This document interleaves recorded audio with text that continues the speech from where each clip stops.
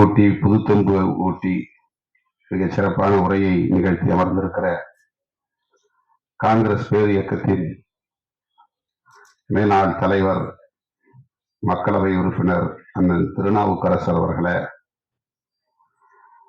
தமிழக வாழ்வுரிமை கட்சியின் தலைவரும் சட்டமன்ற உறுப்பினருமான அன்பு இளவல் திரு வேல்முருகன் அவர்களே, திரு பிரபுதாசன் அவர்களே,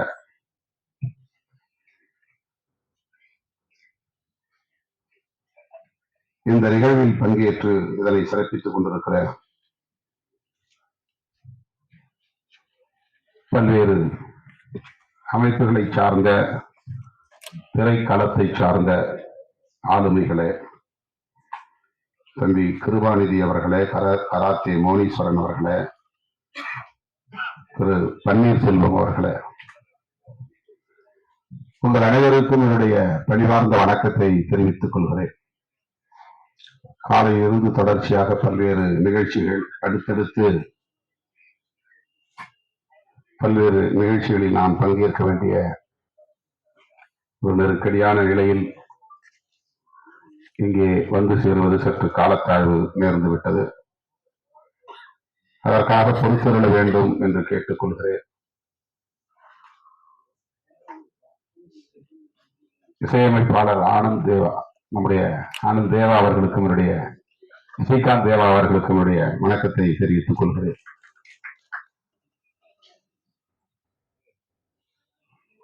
நேச முரளி அவர்கள் முற்போக்கான ஒரு இயக்குனர், சொல்ல போனால் ஒரு இடதுசாரி சிந்தனை உள்ள இளைஞர். வணிக நோக்கில் படங்களை தயாரிக்க வேண்டும், வெற்றி பெற வேண்டும் என்றெல்லாம் விரும்பாமல்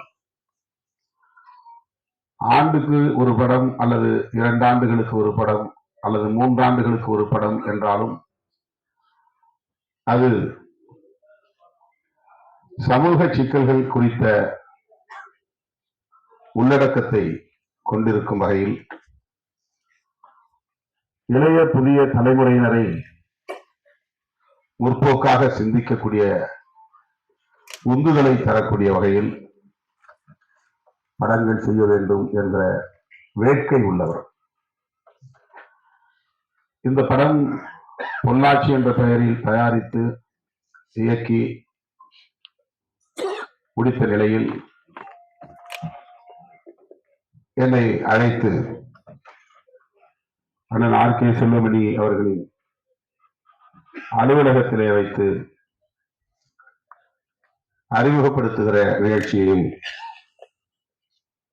நடத்தினார். அந்த நிகழ்ச்சியின் போது இந்த கதை குறித்த தகவல்களை எங்களோடு பகிர்ந்து கொண்டார். மிக துணிச்சலான ஒரு முயற்சி. பொள்ளாச்சியில் நடந்தேறியது ஒவ்வொருவரும் வெட்கி தலைகுனிய வேண்டிய மிக மோசமான, கொடூரமான, குரூரமான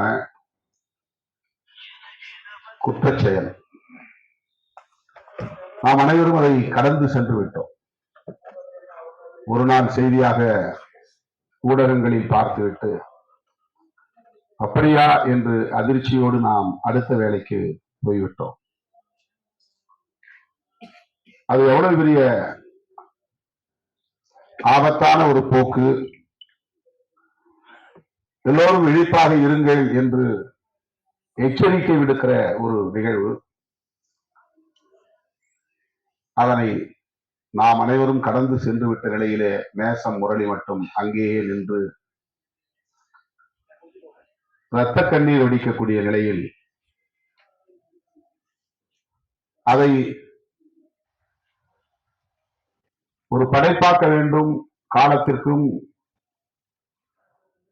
ஊடகங்களில் அது கிடக்க வேண்டும். அடுத்தடுத்து வருகிற தலைமுறையினர் அதை பார்க்க வேண்டும். சமூகத்தில் எப்படிப்பட்ட ஆபத்துகள் நம்மை சூழ்ந்திருக்கிறது என்பதை அவர்கள் அறிந்து கொள்ள வேண்டும் என்கிற அடிப்படையிலே அவருடைய உள்ளம் மட்டும், சிந்தனை மட்டும் பொள்ளாச்சியிலேயே நிலைகுத்தி நின்று விட்டது. அதை படமாக்கி பணமாக்க வேண்டும் என்பதல்ல அவருடைய நோக்கம்.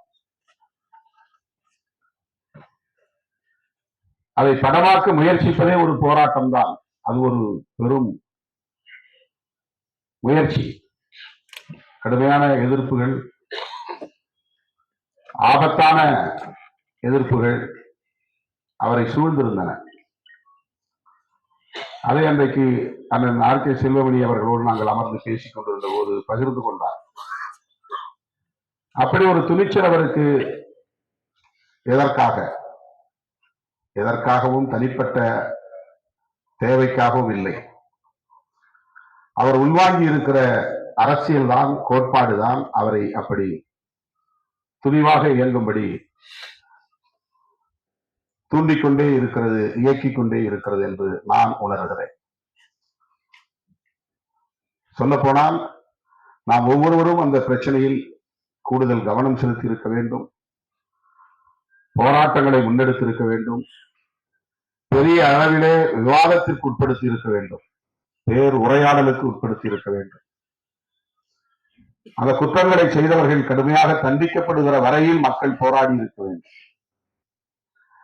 நம்முடைய உளவியல் மிக வித்தியாசமாக வளர்ந்து வருகிறது. சாதி அடிப்படையிலே அணிதிரளுகிற சமூகம், மத அடிப்படையிலே அணிதிரளுகிற சமூகம், கடவுள் வழிபாடு என்கிற அடிப்படையிலே செய்யப்படுகிற மாய வித்தைகளுக்கு மயங்குகிற சமூகம், பள்ளிக்கூடங்களிலே போய் ஜெய் ஸ்ரீராம் முழக்கங்களை எழுப்ப வேண்டும் என்று அணிதிரளுகிற சமூகம், இந்த அநியாயத்தை கண்டு, அநீதியை கண்டு கொதிக்கவில்லை என்பது அதிர்ச்சியாக இருக்கிறது.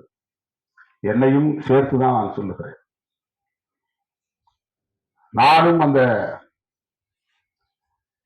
நிலையில், முனைமழுங்கிய நிலையில், அந்த வரிசையில் என்னையும் உட்படுத்திதான் நான் சொல்லுகிறேன். பொள்ளாச்சியில் நடந்தது அவ்வளவு குரூரமானது, அவ்வளவு குரூரமானது. அதை தடுப்பதற்கு நாம் என்ன செய்திருக்கிறோம்? அதனை என்றால் நடந்து முடிந்ததை அல்ல, அந்த போக்கினை, அதுபோல வளர்ந்து வருகிற கலாச்சாரத்தை சமூக ஊடகம் வளர்ந்திருக்கிற இந்த காலச்சூழலில் இந்த போக்குகள் வளர்வது எவ்வளவு ஆபத்தானவை. பெண்கள், குறிப்பாக பள்ளி கல்லூரி மாணவிகள் எதிர்காலம் எத்தகையதாக இருக்கும் என்று எண்ணி பார்த்தால் நெஞ்சு பதறுகிறது. அப்படிப்பட்ட ஒரு குரூரமான ஒரு நிகழ்வு.